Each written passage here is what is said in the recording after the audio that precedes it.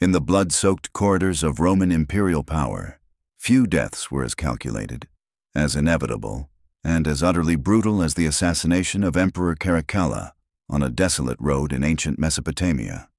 This wasn't just another palace coup or a crime of passion. This was a meticulously planned execution that would send shockwaves through the empire and expose the terrifying reality of absolute power. That even the most ruthless emperor could become prey to the very forces he thought he controlled. Picture this: April 8th, 217 CE. The most feared man in the Roman Empire, a ruler who had murdered his own brother in their mother's arms and ordered the massacre of 20,000 people in a single purge, stops his imperial entourage on a dusty road between Edessa and Carrhae. He dismounts from his horse for the most mundane of human needs, to relieve himself. In that moment of vulnerability, a single soldier approaches. One swift strike of a blade, and the emperor, who believed himself invincible, lies dying in the dirt of a foreign land. But here's what makes this story truly sinister. Caracalla saw it coming. The prophecies had warned him. The signs were everywhere. Yet he walked straight into the trap, driven by his own paranoia and an obsession that would ultimately destroy him. This is the story of how fear, betrayal, and a desperate gamble for survival culminated in one of history's most shocking imperial murders. To understand the sinister nature of Caracalla's death, we must first understand the man himself. Born Lucius Septimius Bassianus in Lugdunum on April 4th, 188 CE, he would earn the nickname Caracalla from a type of hooded cloak he favored. But this seemingly innocent detail masks a far darker truth. Caracalla was a man forged in violence, shaped by paranoia, and ultimately consumed by his own brutality. His path to sole imperial power began with one of the most shocking acts of fratricide in Roman history. When their father, Emperor Septimius Severus, died in 211 CE, Caracalla was meant to rule jointly with his younger brother Geta. Caracalla would follow only 2/3 of that advice, and his failure to heed the first part would set the stage for unimaginable horror. The brothers' mutual hatred was legendary. They couldn't agree on anything. They split the imperial palace down the middle, each taking separate entrances, separate guards, separate dining halls. Rome itself became a divided city as the two emperors glared at each other across an unbridgeable chasm of suspicion and loathing. Palace servants were forced to choose sides. Even their mother, Julia Domna, found herself caught between her warring sons. But Caracalla had a solution to this problem, and it was characteristically brutal. In December 211 CE, barely 10 months after their father's death, Caracalla orchestrated a meeting under the pretense of reconciliation. He convinced their mother to arrange a private conference in her apartments, claiming he wanted to make peace with Geta. Julia Domna, desperate to see her sons united, agreed to host this meeting. It was the last mistake she would ever make regarding her children. Geta arrived at his mother's chambers, perhaps hopeful that the bitter feud might finally end. Instead, he walked into a carefully planned execution. As Geta embraced his mother, soldiers burst through the doors. Not just any soldiers, but men handpicked by Caracalla for their loyalty and their willingness to commit the unthinkable. They fell upon Geta with their swords, stabbing him repeatedly as he clung to Julia Domna, screaming for protection. Imagine the scene. A mother watching helplessly as one son's assassins butcher the other in her very arms. Geta's blood soaked into Julia Domna's robes as she held her dying child. The future emperor of Rome had just murdered his brother in the most intimate and horrific way possible, turning his own mother into an unwilling witness and participant in fratricide. But the killing had only just begun. What followed was a purge so systematic, so comprehensive, that it redefined the meaning of imperial terror. Caracalla didn't just want Geta dead.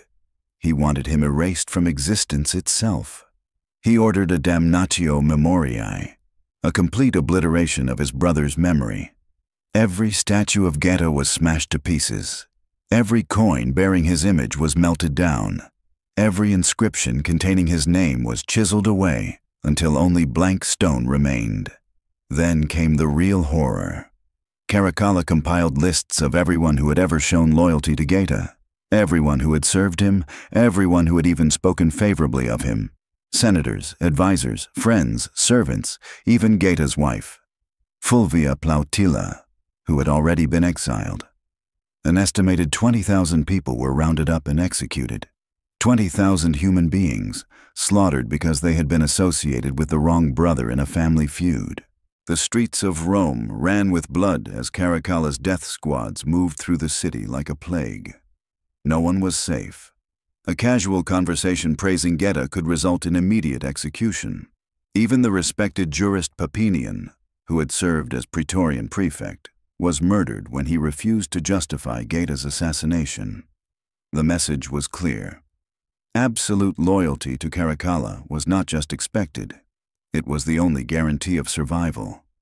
This massacre wasn't just about eliminating opposition. It was about demonstrating the unlimited reach of imperial power.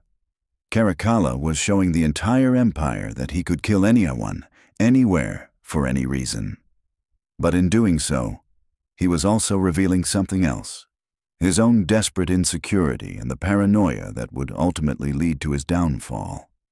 The emperor who emerged from this bloodbath was a fundamentally different creature from the co-ruler who had entered it. Caracalla had tasted absolute power, and it had transformed him into something monstrous. He began to cultivate an image of deliberate cruelty, commissioning portraits that emphasized his savage expression.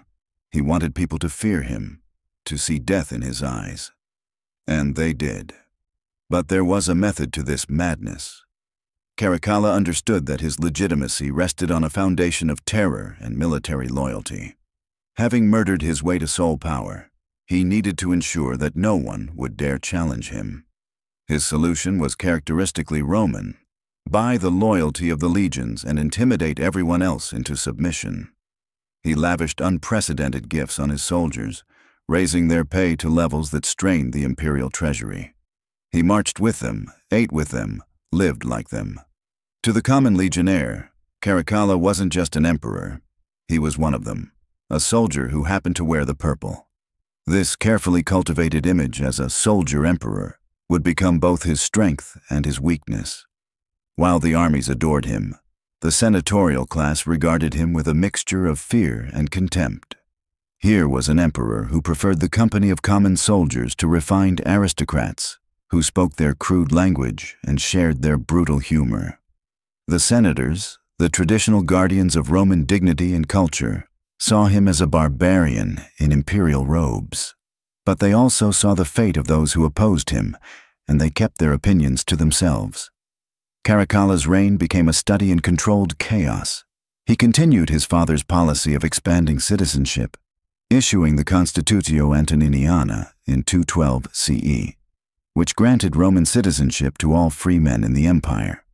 On the surface, this seemed like a progressive move toward equality and inclusion. In reality, ancient sources suggest it was primarily a revenue-generating scheme, as new citizens would be subject to Roman inheritance and manumission taxes. Even acts of apparent generosity served the emperor's ruthless pragmatism. The financial strain of maintaining military loyalty and funding constant campaigns began to show. Caracalla devalued the Roman currency, introducing the Antoninianus, a coin that looked like it was worth 2 denarii but contained significantly less silver. This economic sleight of hand provided short-term relief but contributed to long-term inflation and instability. The empire was literally paying for Caracalla's reign with debased coinage and borrowed time. But perhaps the most revealing aspect of Caracalla's character was his obsession with Alexander the Great. This wasn't mere admiration.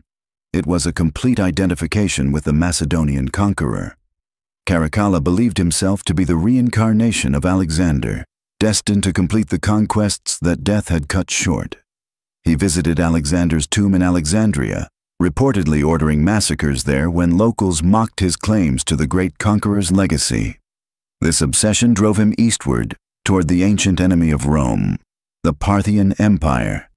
Here, Caracalla believed, He would prove himself worthy of comparison to Alexander by succeeding where Romans had previously failed. The Parthians had humiliated Rome at the Battle of Carrhae in 53 BCE, crushing Crassus and his legions in the same region where Caracalla would later meet his own fate. The symmetry is almost poetic in its dark irony. In 216 CE, Caracalla launched his grand Parthian campaign. Like everything else in his reign, it began with deception and violence. He proposed marriage to the daughter of the Parthian king Artabanus IV, supposedly as a gesture of peace and alliance.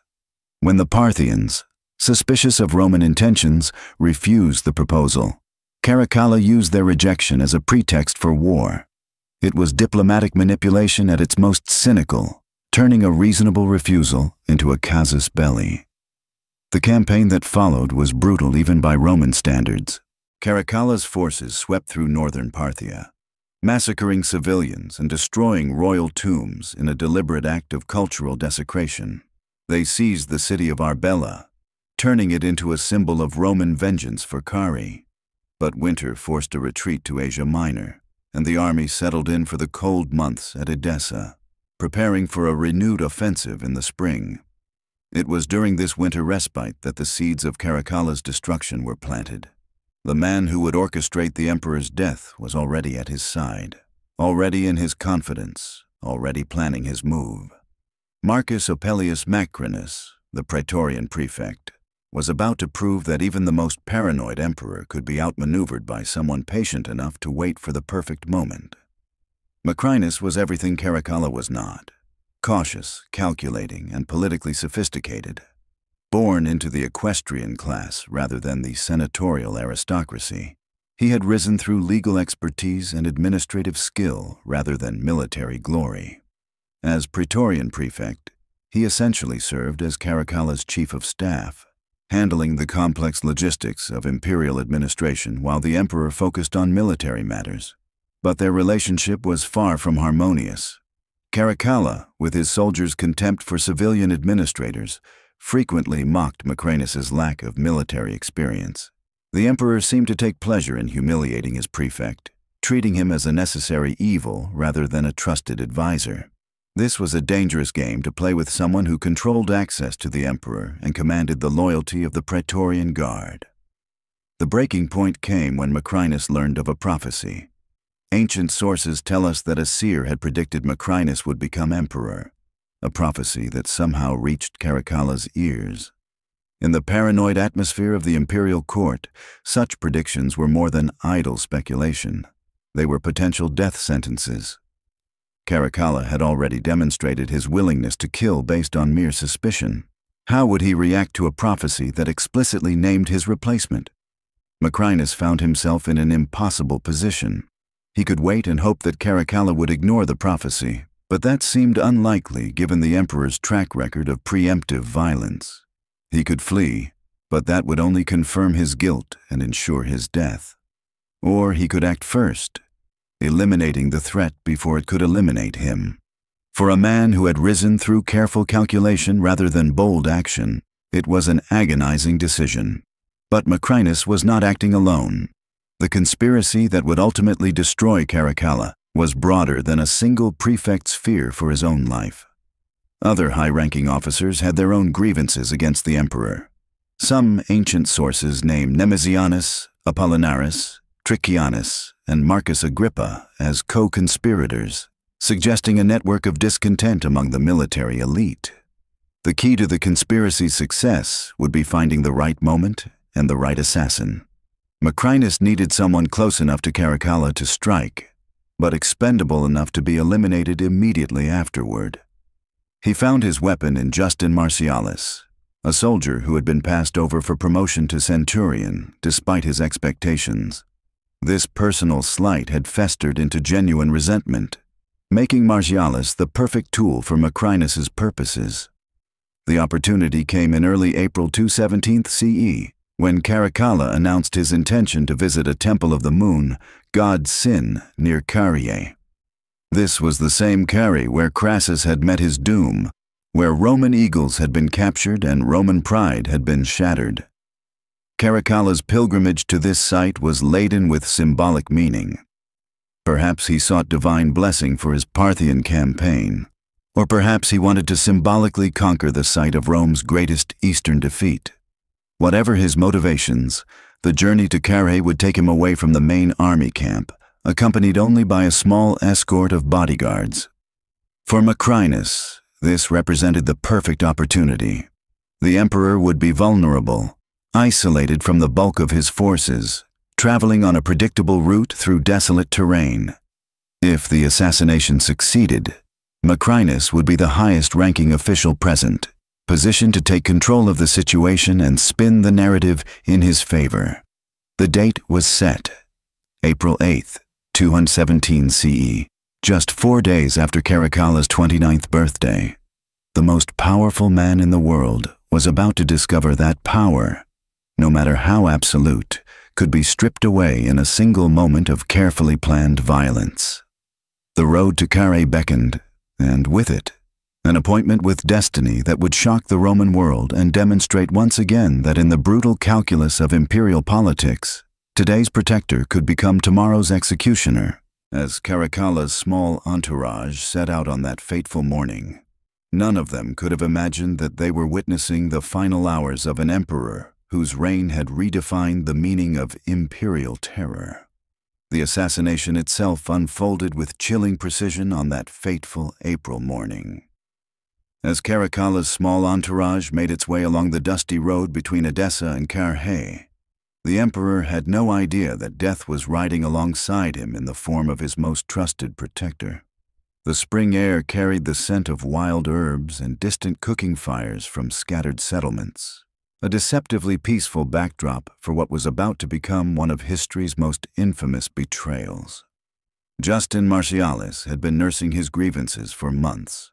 A career soldier who had served the empire faithfully, he had watched lesser men receive promotions while his own requests were dismissed with imperial contempt. When Caracalla had denied his petition for advancement to centurion, it wasn't just a professional setback. It was a public humiliation that burned in his chest like acid. Macrinus had found the perfect weapon in this disgruntled soldier, a man whose personal vendetta could mask the larger conspiracy brewing in the shadows. The moment came with shocking suddenness. Caracalla, feeling the call of nature during the journey, dismounted and stepped away from the road for privacy. It was such an ordinary, human moment, the kind of basic necessity that even emperors cannot avoid. In that instant, the man who commanded legions across 3 continents, who had ordered the deaths of thousands, who struck fear into the hearts of senators and citizens alike, became utterly vulnerable. Marcialis seized the opportunity with deadly efficiency, approaching his emperor and driving a blade deep into his body. The attack was swift and brutal. Historical accounts vary on the exact details, but the outcome was certain. Some sources describe a single, fatal thrust, while others mention the involvement of 2 praetorian tribunes who rushed in to ensure the job was completed. The coordination suggests careful planning rather than a spontaneous act of rage. Within moments, the most powerful man in the known world lay bleeding in the dirt of a remote Syrian road, his life ebbing away far from the marble halls of Rome. Marcialis himself did not survive long enough to face interrogation.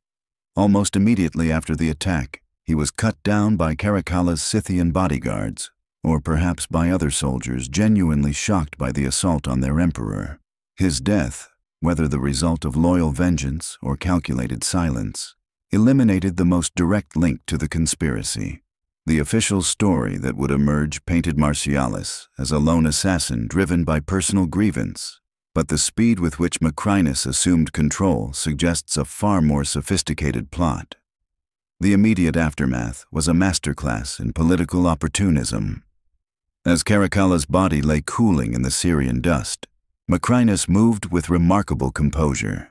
There was no panic, no frantic search for the true perpetrators, no immediate pursuit of justice. Instead, the praetorian prefect calmly took charge of the situation, presenting himself as the steady hand needed to guide the empire through this crisis. His performance was so convincing that many genuinely believed he was an innocent victim of circumstances rather than the architect of imperial murder. For 3 days, the Roman Empire existed in a strange limbo. Technically, there was no emperor, yet life continued.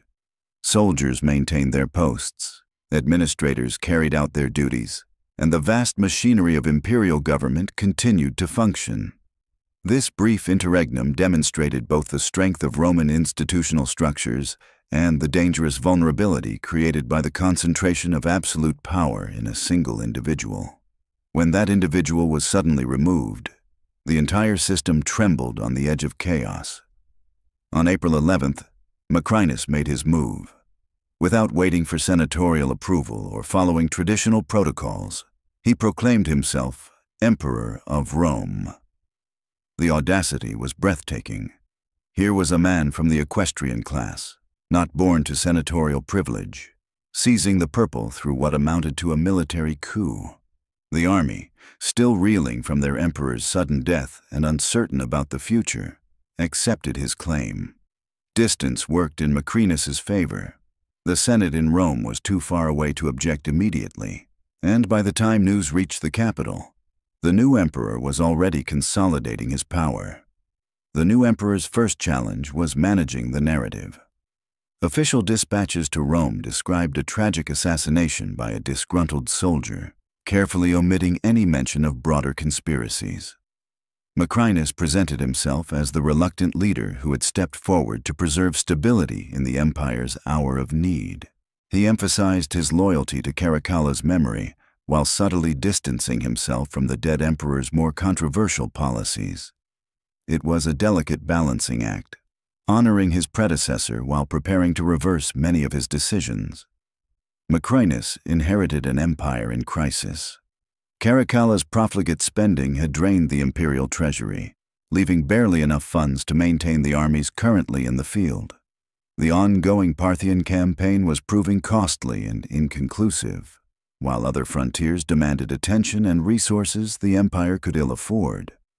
The new emperor faced the unenviable task of cleaning up the fiscal and military mess left by his predecessor while establishing his own legitimacy as ruler. His first major decision was to end the Parthian War, a move that would prove both practically necessary and politically damaging. Macrinus negotiated a peace treaty that required Rome to pay substantial reparations to the Parthians, essentially buying peace at the cost of imperial prestige. While this decision freed up resources and ended a drain on the treasury, it also opened Macrinus to criticism that he was weak and willing to humiliate Rome to save money. The whispers began almost immediately, suggesting that a true Roman emperor would never have accepted such terms. The military reforms that followed were equally controversial. Macrinus attempted to restore financial discipline by reducing the generous pay increases Caracalla had granted to soldiers. New recruits would receive less generous compensation, while existing veterans would maintain their current levels. This two-tiered system was intended to gradually reduce military expenses without triggering immediate revolt, but it created resentment among the very people whose loyalty was essential to imperial survival. Soldiers who had grown accustomed to Caracalla's largesse viewed these cuts as betrayal. Even more problematically, Macrinus decided to keep the eastern legions in Syria rather than allowing them to return to their home bases in Europe. This decision was driven by practical concerns. Moving entire legions was expensive and time-consuming, but it had serious political ramifications. Soldiers wanted to return home after years of campaigning, and keeping them in unfamiliar territory bred discontent. Worse still, it concentrated large numbers of potentially hostile troops in a region where imperial authority was still being established. Julia Maesa recognized the opportunity these grievances presented. As Caracalla's aunt and Julia Domna's sister, she possessed both the legitimacy of the Severan bloodline and the political acumen to exploit Macrinus's vulnerabilities. Her grandson, Varius Avitus Bassianus, was young and relatively unknown, but his connection to the Severan dynasty could be leveraged into a powerful claim to the throne.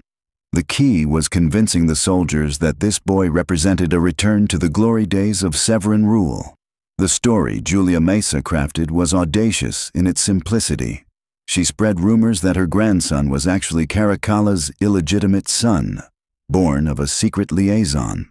This fabrication addressed multiple political needs simultaneously. It provided a direct blood connection to the recently murdered emperor. It suggested that Caracalla's line could continue through this young man, and it offered soldiers a chance to restore their beloved emperor's legacy. The fact that the claim was completely false mattered less than its emotional and political appeal. The religious dimension of her strategy was equally clever. Her grandson served as a priest of the sun god Elagabal in Emesa, a role that surrounded him with an aura of divine authority. When soldiers witnessed his elaborate religious ceremonies, complete with exotic rituals and magnificent vestments, they saw not just a claimant to the throne, but a figure blessed by the gods themselves. This combination of dynastic legitimacy and religious authority proved irresistible to troops already dissatisfied with Macrinus's rule. Legio Thundera. Gallica became the focal point of rebellion. These soldiers had served with distinction in the eastern campaigns and harbored particular resentment over their forced retention in Syria. When Julia Maesa's agents approached them with tales of Caracalla's supposed son and promises of restored privileges, they found eager listeners. The legion's officers, perhaps calculating that rebellion offered better prospects than continued service under an increasingly unpopular emperor, chose to support the conspiracy. The proclamation came on May 16, 218 CE, just over a year after Caracalla's assassination. At their camp in Raffaneia, Legio III Gallica declared 14-year-old Varius Avitus Bassianus emperor, giving him the name Marcus Aurelius Antoninus to emphasize his connection to the Antonine dynasty.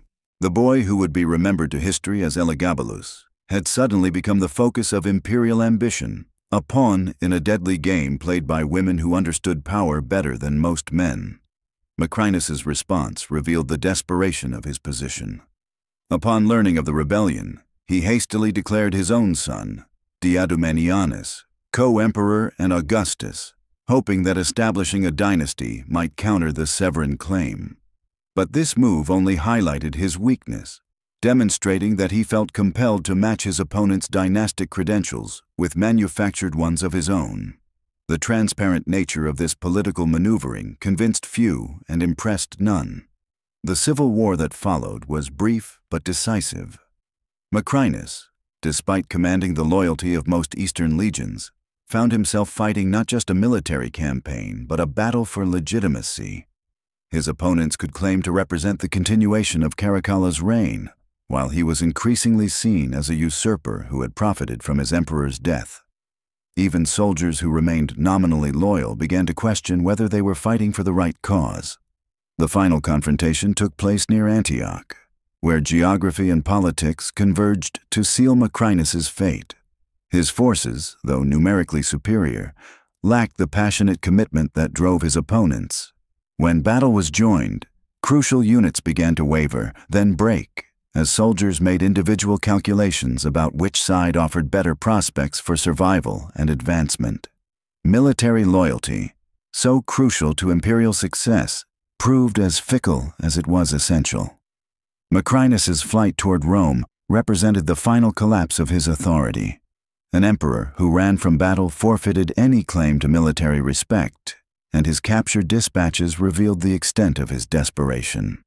When he was finally overtaken and killed in June 218 CE, barely 14 months after seizing power, his death marked not just personal failure, but the triumph of dynastic legitimacy over administrative competence. The man who had orchestrated one emperor's assassination had become the victim of political forces he could not control. The restoration of Severan power under Elagabalus would prove even more chaotic than Macrinus's brief reign. But that is another story of imperial madness and political manipulation. What matters for understanding Caracalla's sinister death is how that assassination set in motion a chain of events that demonstrated the fundamental instability of the Roman imperial system. When power depended entirely on personal loyalty and military support, the removal of one individual could trigger cascading crises that reshaped the entire political landscape. The historical sources that preserve these events were themselves shaped by the political needs of later rulers. Elagabalus and his supporters had every reason to portray Macrinus as a scheming assassin who had murdered the legitimate emperor for personal gain. This narrative served to justify their own rebellion and legitimize their seizure of power. Whether Macrinus actually planned Caracalla's assassination or merely exploited the opportunity it provided remains historically uncertain, but politically irrelevant. What mattered was the story people believed, and that story painted him as a traitor who received appropriate punishment for his crimes. The location of Caracalla's death, on a dusty road between two ancient cities, seems almost anticlimactic for such a momentous event. There were no grand speeches, no dramatic final stands, no memorable last words recorded for posterity, just a moment of human vulnerability, exploited by calculated violence, followed by years of political chaos as various factions struggled to control the narrative and the empire itself. So the next time you hear tales of ancient Roman glory and noble emperors, remember Caracalla's story, a chilling reminder that absolute power corrupts absolutely, and that those who live by the sword often die by it. His death wasn't just the end of a tyrant, but a turning point that would plunge Rome into decades of chaos and civil war.